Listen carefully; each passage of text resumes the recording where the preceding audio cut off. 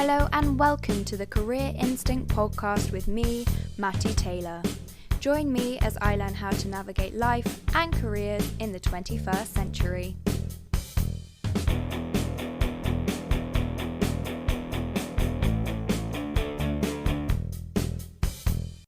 Welcome back everybody to this, our 5th episode. How exciting. Now we all know the challenges of not knowing what we want to do with our lives, while also feeling the pressure to find the right thing straight away. So this week we talked to Sophia Debney about law, consulting and the truth behind the haphazard job search. Sophia studied law at Cambridge, even though Cambridge was not her first choice of uni. After graduating, Sophia began the joy of job hunting, specifically looking for law jobs. However, after a year or so of looking, she realised that law was not for her and instead found a job much more suited to her skills and interests with Accenture. Sophia currently works on Accenture's technology scheme and is working on a Brexit-related project. Enjoy and remember to subscribe to your fortnightly dose of the podcast. I was thinking, as a fun starting game, we could play 20 questions in 2 minutes. Wow, okay. I'm not very good at thinking on the spot. That's something that people should be able to do when they work. Yeah, this is just like a test practice interview, you know. If employees aren't doing this, they should definitely start doing this. You know what? Like a 20-question interview in 2 minutes would be great. Like instead of slogging on for an hour chatting shit about yourself, just do 20 questions in 2 minutes. Yeah, indeed. So I'm going to count you down and then I'm going to ask the questions. 3, 2, 1. Where were you born? London, baby. Where did you go to school? Do you want the name of the school? Colf School in South East London. Okay, nice. What did you want to be when you grew up? Probably when I was younger, I wanted to be a footballer because I was pretty good at football. Nice. What's been your favourite job? Probably the current job I'm in, working at Accenture. Okay. That's because the previous ones have been so bad. What was the last song you listened to? Let me have a look at my phone quickly. Hold on. It was Sweet Dreams by Eurythmics. Oh, nice. Okay, morning or evening? Evening. Favourite dog? One of those Japanese ones, the Shiba Inus. They're pretty cool. Niche. Okay. Biggest fear? The dark. Favourite Disney movie? Probably Finding Nemo. I don't think that's Disney, is it? I think it's Pixar. Toy Story. That's not even my favourite, as suggested by this. I don't think it's even Disney. The Jungle Book. Okay. Worst job? Probably when I worked as like a waitress at for one of those events companies. Okay. Describe your personality in 3 words. Funny. God, that's modest. Outgoing, and I can't think of a third word. Amazing. There we go. What's your favourite day of the week? Saturday. Most embarrassing moment at work? Well, this is when I worked in a restaurant when I accidentally served a Muslim woman some bacon. Oh, Sophia. Yeah, that was not good. Terrible. Okay, sport or art? Sport. Something that makes you really angry? When people don't load the dishwasher. Pet peeve there. What's something that makes you really happy? The sun. Nice. Which we're currently lacking at the moment. Where will I find you on a Sunday morning? In bed or on the sofa. Nice. Love or money? Drinking water. No, I'm joking, probably love. Cute. You're softy. Dream job?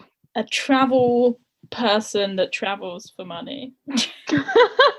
Nice. Chocolate or crisps? Oh, depends on the mood I'm in. Probably chocolate. Chocolate flavoured crisps. Chocolate flavoured crisps. Not crisp flavoured chocolate? No, I don't think that would quite work out as well as you think. Okay. The good news is we finished. So now we're all like warmed up, limbered up. We now know your personality inside out. Yeah. My personality has been limbered up. Yeah. Now we're ready to go into the questions about your career, Sophia. Dun dun dun. Dun, dun, dun, dun, dun. So let's start off, why don't we, with your life at uni. So why don't you tell us a bit about what you studied at uni and why you wanted to study what you studied, where you studied? I was hoping you wouldn't ask the why, but okay, well I'll see what I can do. Did law, which was probably what it says on the tin, studying the law at Cambridge. I didn't know what I wanted to do at uni at all. Obviously, I love geography. Geography was the one. The volcanoes, the weather, it's all good stuff. Bit of longshore drift. Anyway, but my sister did geography, so I was like, it's a bit lame if I just copy her. Also, like, what does one do with geography? I remember first of all, I was like, oh, medicine, let's give that a shot. But then I like watched TV, and whenever I watch TV and a gross medical thing happens, I always hide behind the pillow. And then it was like engineering, let's do that. But then I didn't do enough science, as in I did no science. So that was a no. So then I was like, fine, law sounds right. Let's go with that one. So I picked law, and then I'd made that decision. It was fine. It was done. And then it was, what uni do you want to go to? Obviously looked to like all the good ones for law. As I said, didn't necessarily want to go to Cambridge, but my headmaster went and he was like, go for it, you can get in. I was like, sure, whatever. I'd seen like all some other unis. I really wanted to go to Nottingham. That was like my second choice. I thought it'd be fun there. But obviously had to put Cambridge first, sadly. And then went to the interview, didn't get in. I was like, fantastic, I can go to Nottingham. But then they pooled me. They have like these pooling things. Okay, so that's like if you don't get into your college of choice, then they'll put you into a pool, and then another college would be able to fish you out from the pool. Fish you out, yeah. So yeah, like I'm in a pond, and they're like, okay, well, we'll give you a go. They caught me. So the first one I applied to was Jesus, and that was only because someone I knew went there. And then Sydney Sussex was the second one that picked me out, fish me out the pond. But they wanted me to get 3 A stars. Clearly my interview went quite badly. Unfortunately, I didn't get 3 A stars and got knocked out the draw for Sydney Sussex. So I was like, excellent, I can now go to Nottingham. But Cambridge were like, no, we're going to stick you in another pool. So in the summer, they like stuck me in another pool. I was waiting around for like 5 days or something after everyone else had found out the result. And then Cats rang me. Obviously, I wasn't going to turn it down with Cambridge. I had to sort of go. So yes, and that's how I got there. Do you regret going to Cambridge over Nottingham? In life, one shouldn't really have regrets. It's always like the grass is greener, right? So who knows? I don't know what my life would have been like if I went to Nottingham. I'm sure it would have been fun, but I'm not saying that I didn't have fun at Cambridge, and I did. And yeah, I had some good times. Like obviously it was grim at times, but what were those grim times? It's easy to look back now and think, oh, uni was fun. I've made loads of good friends out of it. But during the days, just sitting there at a desk, just like working, reading. I mean, first of all, I think the subject I picked was just so boring, which didn't help. I was sat there reading huge textbooks of the law on stuff that I just didn't care about, which didn't help. I'd say I don't really enjoy spending too much time studying either, so that didn't help. It would just cut into a lot of stuff that I'd rather be doing, like hang out with friends, doing sport, whatever. You had to spend too much time working, and there was just too much work to do. Do you think it would have been a different story if you'd have done geography? Do you think you'd have enjoyed the experience more? Maybe, because maybe I would have actually enjoyed what I was learning. When you're like writing an essay about something you just find boring and don't care about, it's just painful. It's very important though, like you say, to pick a subject that you enjoy and you don't just feel like you're cramming your head with rubbish. For example, I studied anthropology. For me, I could just study really like abstract, crazy theories, which made it a bit fun and a bit wacky and made you want to study. Law, as an example, is you're basically just learning stuff to memorize names and facts and quotes, right? As you say, what you were doing was the stuff stuck in your head because you actually found it interesting rather than you had to cram in names of cases. There were some stuff that was interesting, but the most interesting stuff to me was like criminal law, where it was crazy stuff crazy people had done. At Cambridge, we did Startup Society together. Was that something that you enjoyed? I did enjoy it. It was something different. I guess, like as I was saying, I found my subject boring, so it was nice to actually get involved in something intelligent that wasn't boring. I didn't really know what I wanted to do work-wise, and this was in like third year, right, of uni. Yeah. I thought, it'd be good to start to understand what's going on out there. The startup space is a good place to start because it's business. Businesses starting and learning how to, businesses grow and what they need to grow, like a little plant. That is cool to learn about, especially like when you're first starting out in the real world.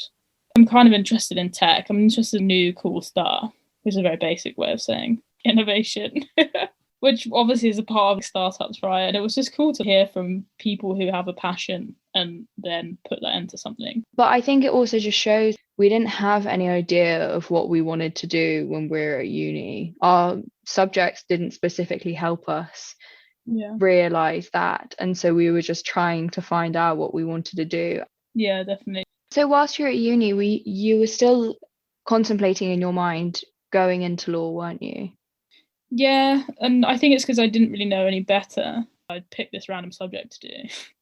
I was in it now, and I was like, oh, I'll just go along with the flow and get the job at the end of it. And that's like the best like explanation I can give as to, you know, why I'd apply for law after uni. And it wasn't really until, as you were saying, we kind of started doing this startup stuff that I realised that actually like there's other things in life. If you had to give someone who is in a similar position to you advice, you know, maybe they had chosen a subject, but they weren't necessarily enjoying it and they couldn't really see any alternatives, what advice or suggestions do you think would be useful? Getting involved in loads of other stuff. I think the best way to understand what you like and what you don't like is to do it, talk to people, right? There's so many jobs out there. You have to kind of step back. What's maybe similar to what I'm doing, but, you know, different enough that I'm not going to hate it, or what's my friend doing, what's my friend's mum doing. I think having conversations and like getting involved with things can help you like see what else is out there, and it won't necessarily help you find the one you want, but it helps you know what you don't want. I kind of still don't really know what I want to do, but I've done some stuff now that I now know that I definitely don't want to be doing. Yeah. Which is a step in the right direction. Yeah, definitely. Can you tell us a bit more about what happened after you graduated uni? I guess I left uni without having a job to go into. And the reason for that was because I applied for a load of law jobs and didn't get any. So that was in second year. So in second year, when you do law, everyone starts applying for these vacation schemes, which are over the summer. And then that kind of helps you get the job at the end of it once you finish third year. I applied for a load of them in second year for the summer, didn't get any. That kind of helped me to reset a bit and be like, there's something going on here. I can't be that bad. Did it knock your confidence? It definitely knocked my confidence. I was like, God, what am I doing wrong? Yeah, my interview technique was probably a bit crap.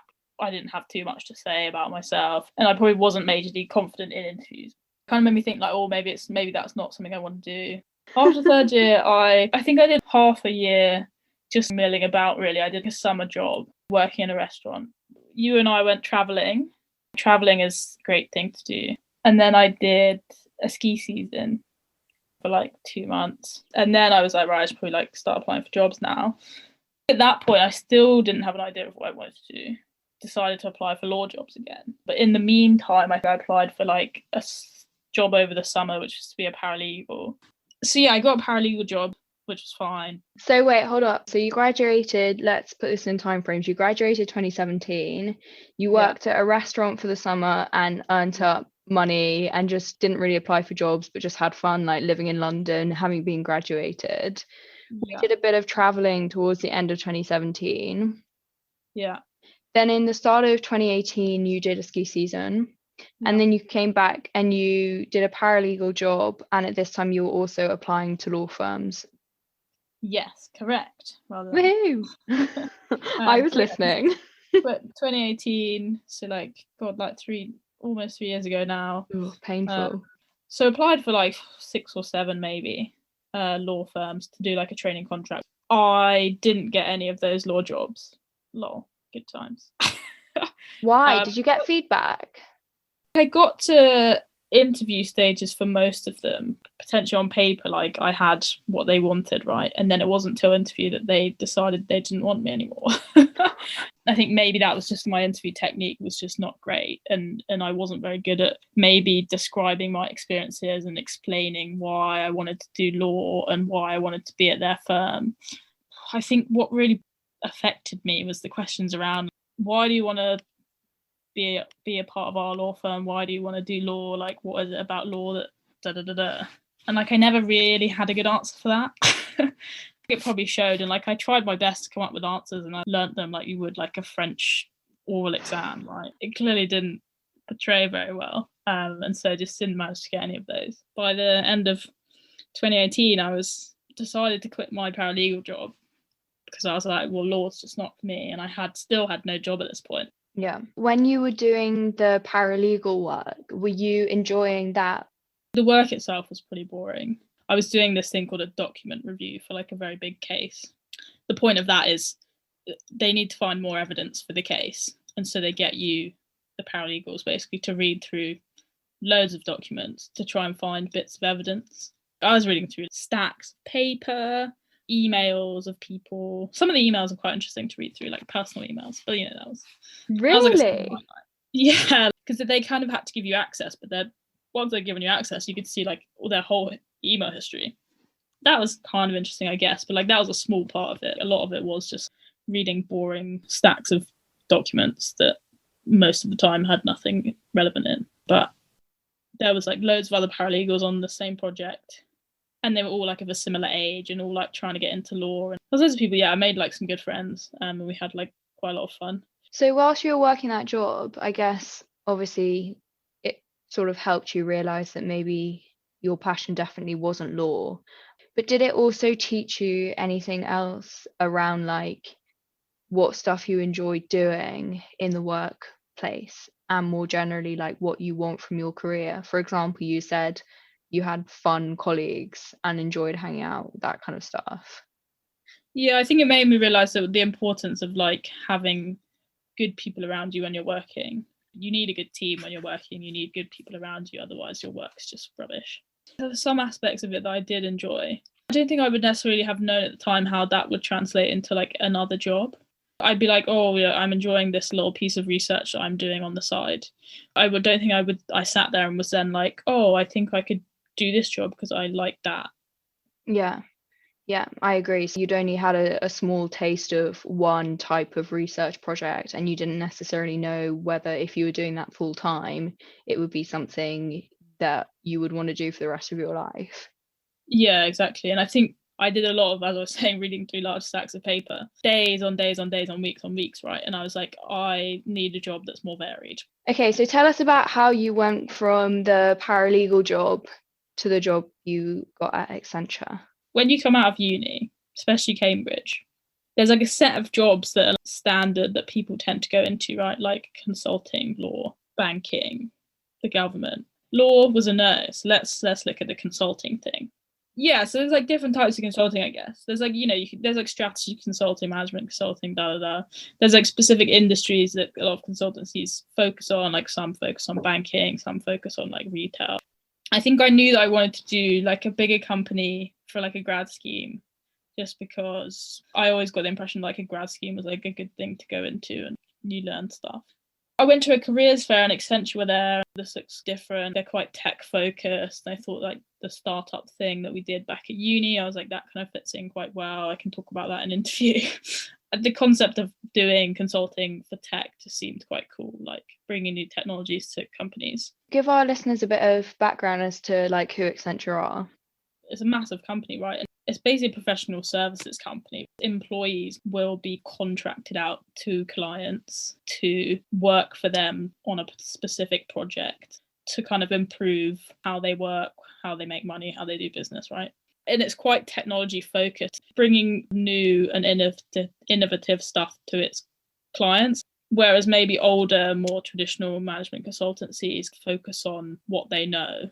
Accenture focuses kind of more on bringing new ways of working in, bringing new technologies in, etc., to its clients to kind of help them grow and help them do their business. Which I thought, when I applied, I was like, that's quite cool. And I like applied to the kind of tech stream without kind of realizing that a lot of that is technical, and I have no technical background as a lawyer. You went to this career fair, you saw Accenture there, you liked the look of the tech side of things, and you thought, I like Startup Society, this looks like a bit of me.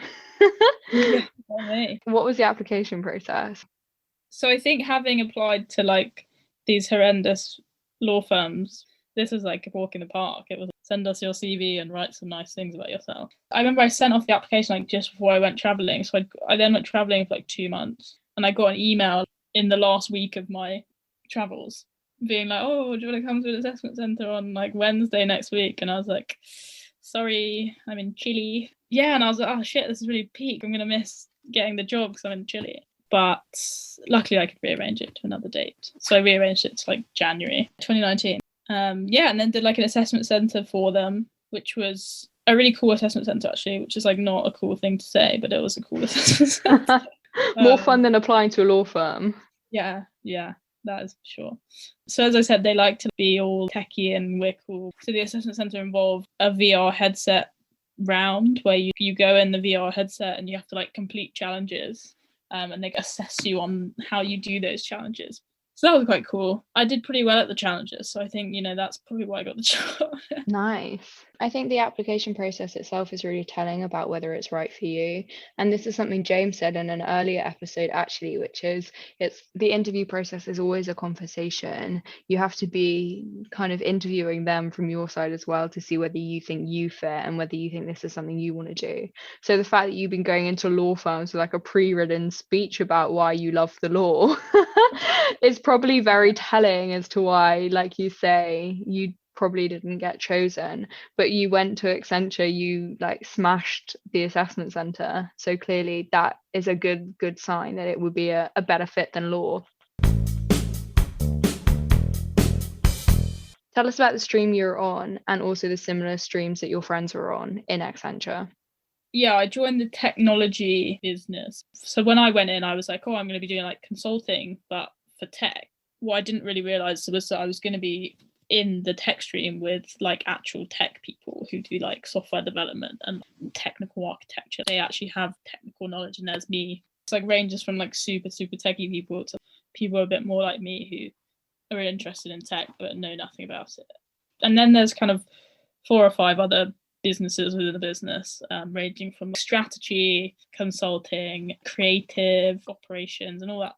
The kind of 2 main ones I've worked with are the tech and the consulting. So the good thing about the company is that even if you are in one of the streams or the businesses or whatever, you can kind of move around when you're on projects, because like the projects all sort of work together and take people. As I said, like I'm not techie, but I've been on 2 projects in the last 2 years and neither of them have been techie at all, and both of them have been quite consulting based. So you have a lot of free rein to do what you want to do, and there's a lot of different things that you can do. Can you tell us about any of these projects? I've been on 2. The first one was the client was a bank. The project itself was helping to improve the customer service, basically. And so I guess, from a consulting perspective, you're going in from like an outsider's perspective and trying to help them improve how they do customer service. Day-to-day tasks for me at that level as like a little analyst was data, Excel, PowerPoint, like making nice PowerPoints to present things and ideas to the client, doing like data analysis on large data sets to understand what they're doing now, how they could be improving that, etc.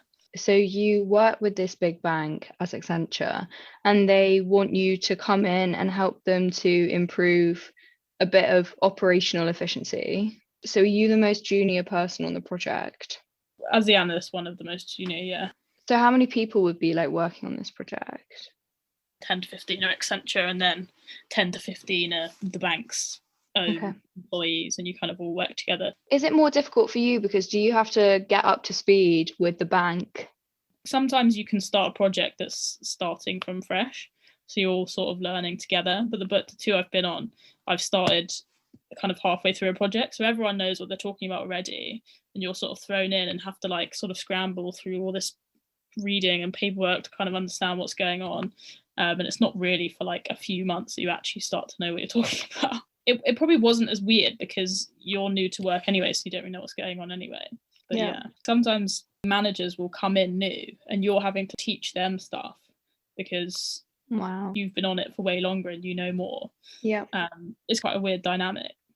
Take me through an average day in the life of Sophia the analyst. So on the project I'm on now, so I'm working for like a government department doing Brexit related stuff, which is interesting but stressful. What I'm doing at the moment is designing how Brexit processes will work, basically. Well, helping to design. I mean, I'm not doing it myself. We'll sort of run quite large workshops, bringing together lots of different parties to come to a decision on something. And then we'll draw out how that decision kind of will work in practice, get agreement on that, facilitate negotiations between people, mediate between people who might have different ideas on things. A lot of it is being in and running meetings. Then at the end, facilitate some sort of decision. So it's quite a lot of responsibility and like quite stressful. And then delivering bits of work as part of that.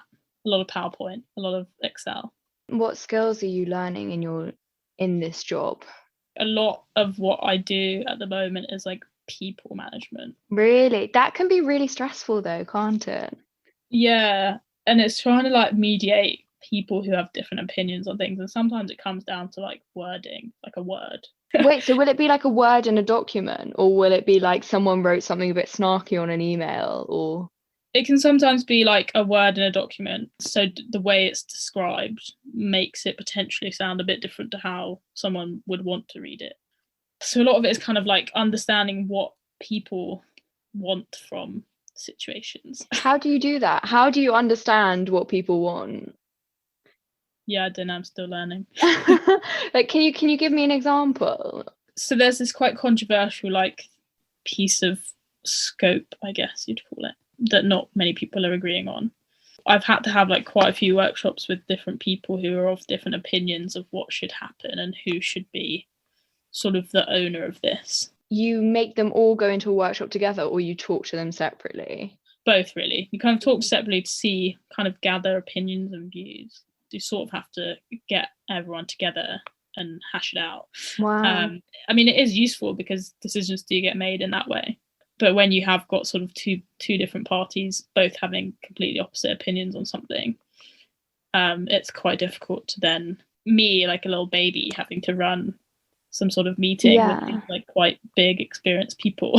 Yeah, I mean, this was literally going to be my next question, which is how do you find it, probably being the most junior person, having to force more senior people, and like you say, probably with more experience, to basically sit down and agree something? Because I guess they have to respect you to be able to do that as well. That must be quite terrifying. Yeah, there's definitely one that comes with time. Like, I remember when I first started doing it, I was so scared I'd not be able to sleep the night before. Yeah.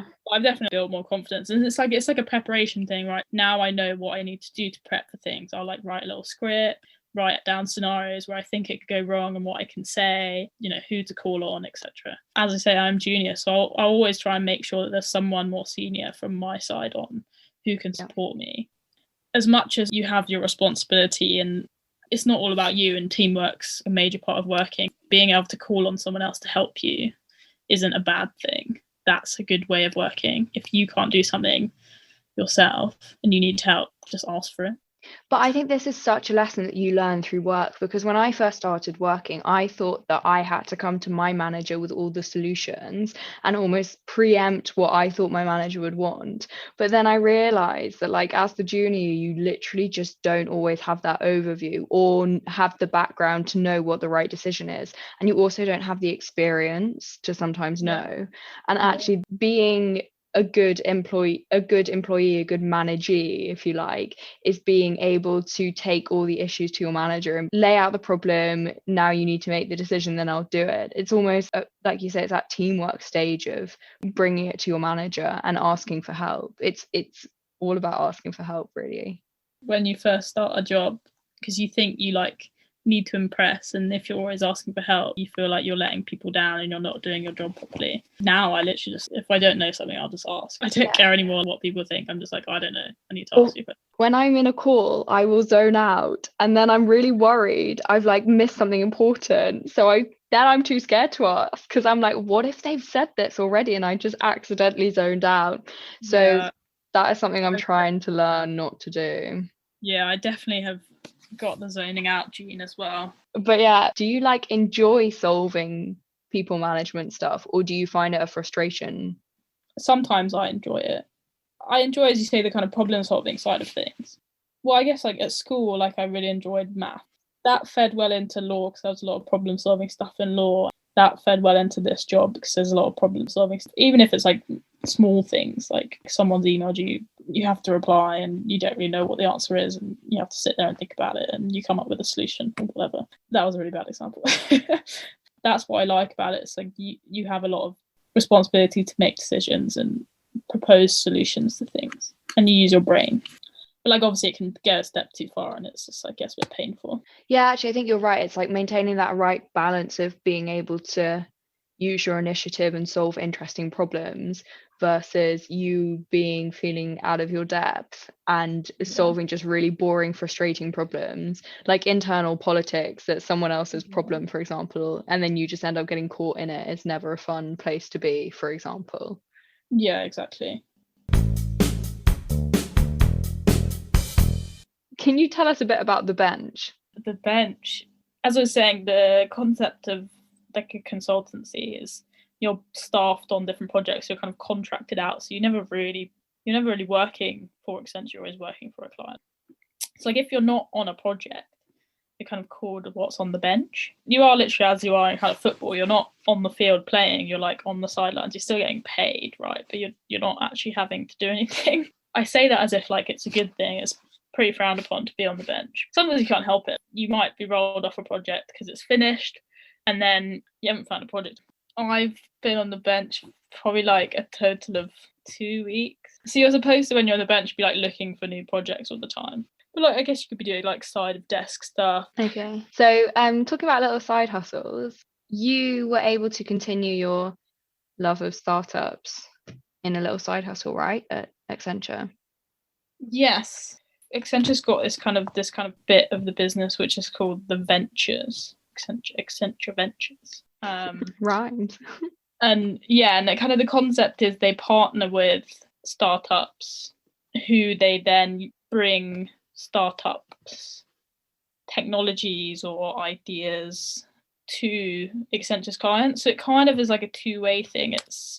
It helps Accenture because it's, you know, they've got some cool new things to give to their clients.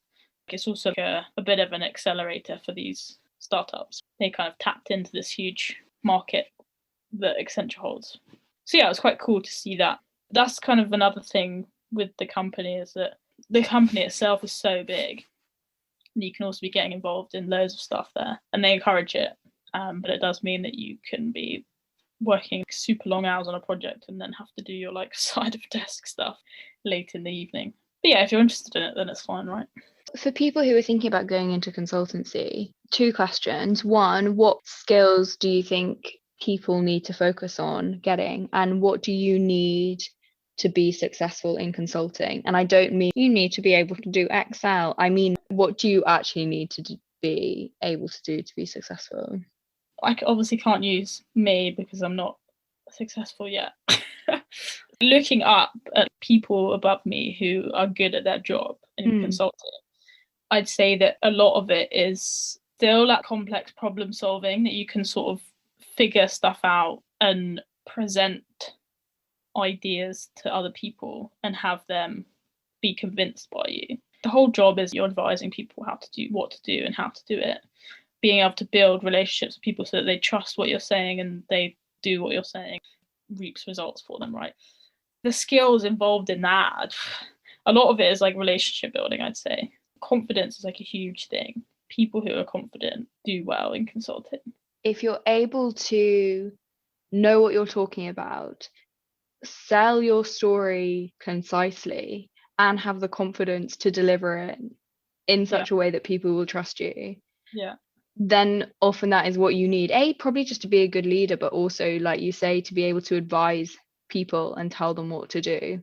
Yeah, and I think if people trust in what you're saying, like, you're sorted. Do you think those skills are learned skills that people develop through their career at Accenture, or do you think some people are just better at it naturally? Obviously, some people you're like, oh, you're just a bullshitter. I can tell, I can see right through you.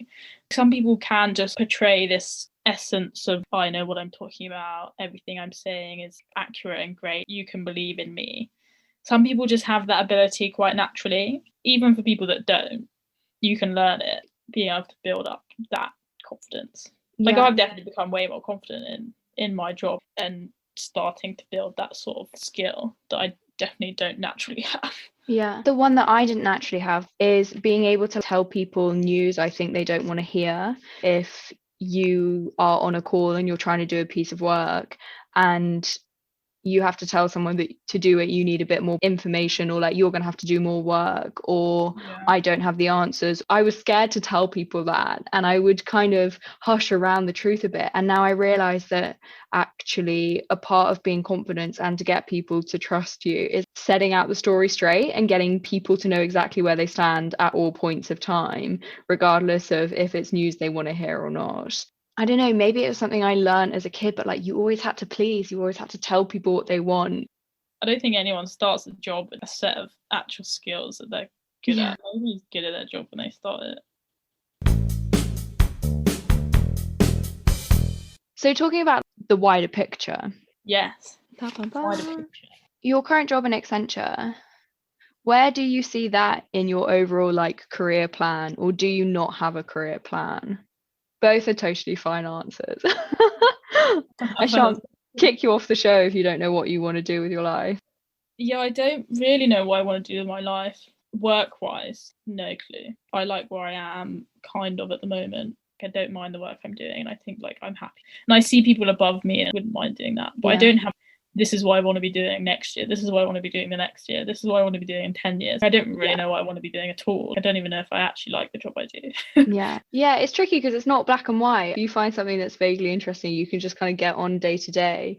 So an example that we've used before, that me and you have experienced before, is when you go traveling, you don't want to plan out your whole trip from the start, right? Because you want to be able to adapt to things that might come on the way. You find a hot guy in a beach town, you might want to stay for a few more days. Luckily, you didn't book your flight, right? So you've got that capacity to stay for a few more days. You don't want to plan out every step of your life because who knows what might happen. You might want to stick around for a bit longer. You might want to move somewhere else earlier than you thought.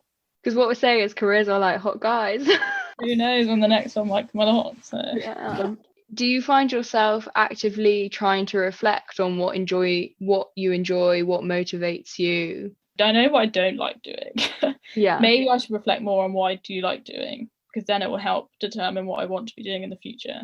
It's not like I don't know where I want to be. Like I know that I want to have achieved a certain level in my job within the next year. I know that I want to have moved out of my home, non-work related stuff.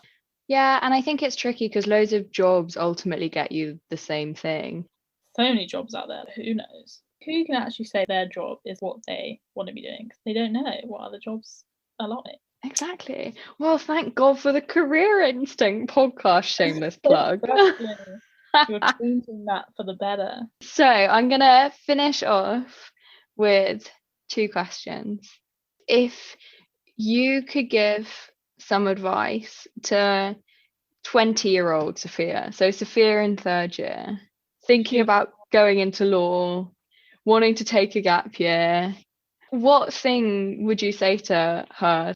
I think in like 3rd year, you're leaving uni and you don't really know what's next. It's the first time in your life that you kind of have to make a proper decision yourself. I think that puts a lot of pressure on people to feel like they have to get a job, whatever job it is, straight out of uni. The advice I would give is just chill, don't worry about it. You've got a long life ahead, fingers crossed. Take a year out and travel. You can just go into a crappy job and just like have a think about things. Don't get stressed if all your friends are getting jobs. You know, at the end of the day, when you're all like 30, you're probably going to all be in a similar position. How was that out of 10? I think I'd give that a solid 9.72. Wow, I thought you were going to go for 7, so I'm quite impressed by that. Thank you. No, I'd give a 9.72. I'd also jump onto the bandwagon of advising Sophia if I can. Being able to take a gap year and travel, and especially with COVID now, it just makes you realise that when you have no obligations or anything to tie you down, that's the best time to try it. And personally for me, having done a waitressing job at Wagamama after graduating, that was the best job for me for building my confidence. Yeah, similar to me, like I did a waitressing job and you just like come across people and come across situations that you've never had before. Can you give an example of a time when you were working at a restaurant that you still remember? Oh my God, the pub garden one! What's the pub garden one? You know, with the stroppy women. Oh God, that was awful, yeah. I was going to do a different one, but that was probably worse. Yeah, so the pub I worked at, the pub had a garden with houses that backed onto it. The garden closed at 9 p.m. so that we could sleep or whatever. And we had to, as like the bar people, we had to, just before 9 p.m, start telling people who were sitting in those chairs outside to like move or come inside or leave, which was quite peak because 9 p.m, that's not even your COVID 10 p.m curfew. Like people would be like, why do I have to move? It's so early. Most people, you ask them about 12 times and they'll finally move. By this point I was tired. I'd been working since probably like midday. To these people who I'd already gone up to like 3 times or something else, I put my hand on my hip just because I was like sorry guys. I said it politely. I was like, sorry guys, it's 9 now, we have to close the garden, whatever. And this woman like went off. I can't believe you've approached me in that manner. You can't put your hand on your hip when you're talking to a customer. It's so rude and offensive and abrasive. But anyway, she was so rude and I was like, okay, fine, sorry. Anyway, I said it politely. I can't remember exactly what I said. And then I walked away because I was like, I'm not dealing with this rubbish. 10 minutes later, it's like 9:15 and then the last one's in the garden. So I go back over and I consciously, hands by my side, sorry guys, like it's 9:15. Can you move inside? There's a table there I can see. And the woman's friend was like, I'm so sorry, like, we didn't mean to be so rude before, we just were having a few drinks with it. And then the other woman was like, yeah, obviously, didn't mean to come across so rude, but when you're up against customers, you sort of, you've got to be as friendly as possible, blah, blah, blah, blah. And I was like, well, you just get out of the garden.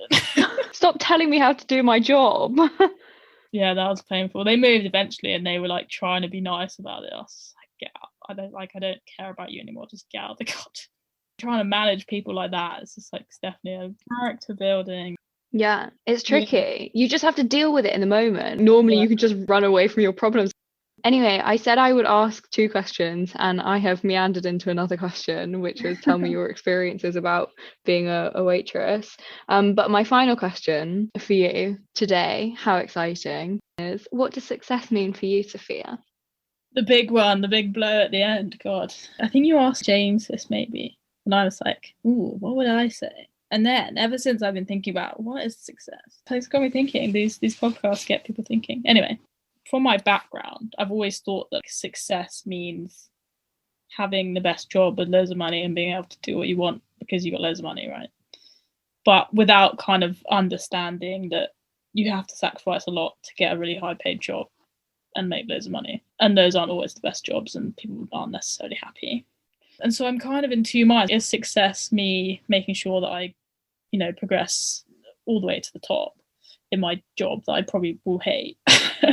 Or is it something a bit different? Is success not necessarily related to work? Is success, having a good work-life balance or having loads of friends, or I don't know.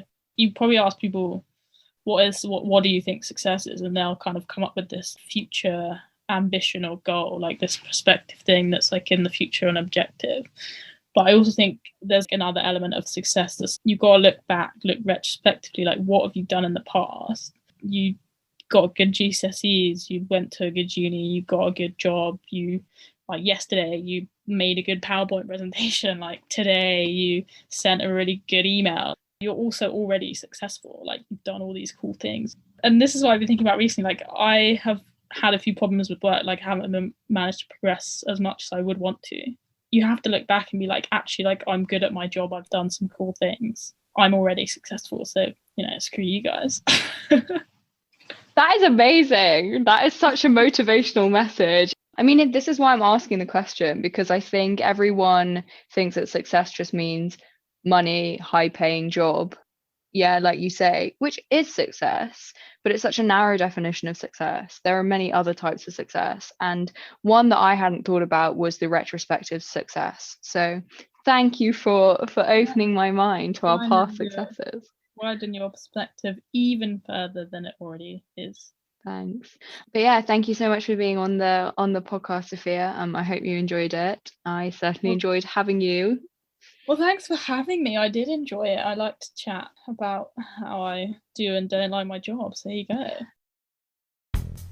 Thank you for listening to this episode of the Career Instinct podcast. If you're keen to hear more from us, then click subscribe and stay up to date with all our latest episodes and guests. To get in touch, you'll find us on Facebook, Twitter, and Instagram under the handle The Career Instinct Podcast. Until next time, everybody.